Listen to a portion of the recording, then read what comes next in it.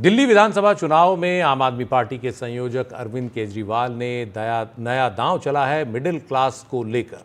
उन्होंने केंद्र सरकार के सामने 7 मांगें रखी हैं। उन्होंने कहा कि हर सरकार ने मिडिल क्लास को दबाया है, मिडिल क्लास टैक्स भरता रहता है। मिडिल क्लास को हमने इसके बावजूद महंगाई की मार में धकेल दिया, हमने उसको बचाया, यानी आम आदमी पार्टी की सरकार ने उसे बचाया। अब बीजेपी को मिडिल क्लास के लिए कुछ करना चाहिए। अरविंद केजरीवाल का पूरा जोर आने वाले बजट को लेकर था कि उसमें मिडिल क्लास को कुछ सहूलियत मिले, और उसकी वो एक तरह से पैरवी कर रहे थे।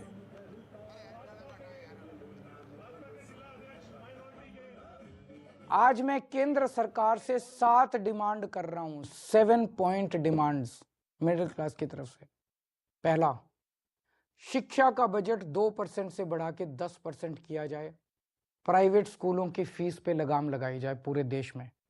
दूसरा, उच्च शिक्षा के लिए, हायर एजुकेशन के लिए सब्सिडी और स्कॉलरशिप्स दी जाएं।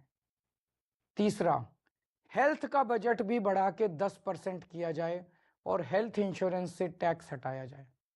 चौथा, इनकम टैक्स की छूट की सीमा को 7 लाख से कम 10 लाख किया जाए।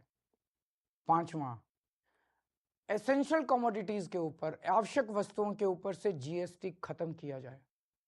छठा, सीनियर सिटीजन्स के लिए मजबूत रिटायरमेंट प्लान और पेंशन की योजनाएं बनाई जाएं और देश भर में सभी सरकारी और प्राइवेट अस्पतालों में सीनियर सिटीजन्स को मुफ्त और अच्छा इलाज दिया जाए।